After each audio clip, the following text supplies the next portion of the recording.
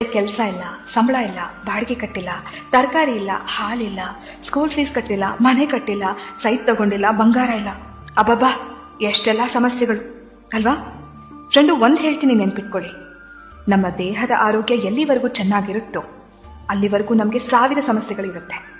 ಯಾವಾಗ ನಮ್ಮ ದೇಹದ ಆರೋಗ್ಯ ಕೆಡುತ್ತೋ ಆಗ ಉಳಿಯೋದು ಒಂದೇ ಸಮಸ್ಯೆ, ಅದು ಆರೋಗ್ಯ ಸಮಸ್ಯೆ. ಎಲ್ಲ ಸಮಸ್ಯೆಗಳನ್ನ ಎದುರಿಸೋಕೆ ಮೊದಲು ನಾವು ಚೆನ್ನಾಗಿರ್ಬೇಕು. ಊಟ ಇಲ್ಲದೆ, ನಿದ್ದೆ ಇಲ್ಲದೆ, ಎಲ್ಲದ್ರ ಬಗ್ಗೆ ಯೋಚನೆ ಮಾಡಿ ಆರೋಗ್ಯ ಕೆಟ್ಟಾಗ ಏನ್ ಪ್ರಯೋಜನ ಹೇಳಿ? ಇವತ್ತು ನಾವು ಚೆನ್ನಾಗಿದ್ದೀವಾ? ಕೈಕಾಲು ಚೆನ್ನಾಗಿದ್ದು ಹತ್ತೋಕೆ ಇಳಿಯೋಕೆ ಆಗ್ತಿದ್ಯಾ? ಖುಷಿ ಪಡಿ, ದೇವರಿಗೆ ಕೃತಜ್ಞತೆ ಹೇಳಿ. ಆಮೇಲೆ ನಿಧಾನವಾಗಿ ಕೂತು ಎಲ್ಲ ಸಮಸ್ಯೆ ಎದುರಿಸುವಿರಂತೆ.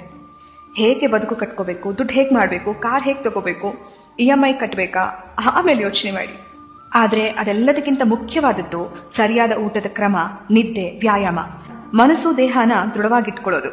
ಯಾಕೆಂದ್ರೆ ಆರೋಗ್ಯ ಸರಿ ಇಲ್ಲ ಅಂದ್ಕೊಳ್ಳಿ, ನಾವು ಇದ್ಯಾವುದ್ರ ಬಗ್ಗೆನೂ ಯೋಚನೆ ಮಾಡಕ್ಕೆ ಹೋಗಲ್ಲ ಫ್ರೆಂಡು.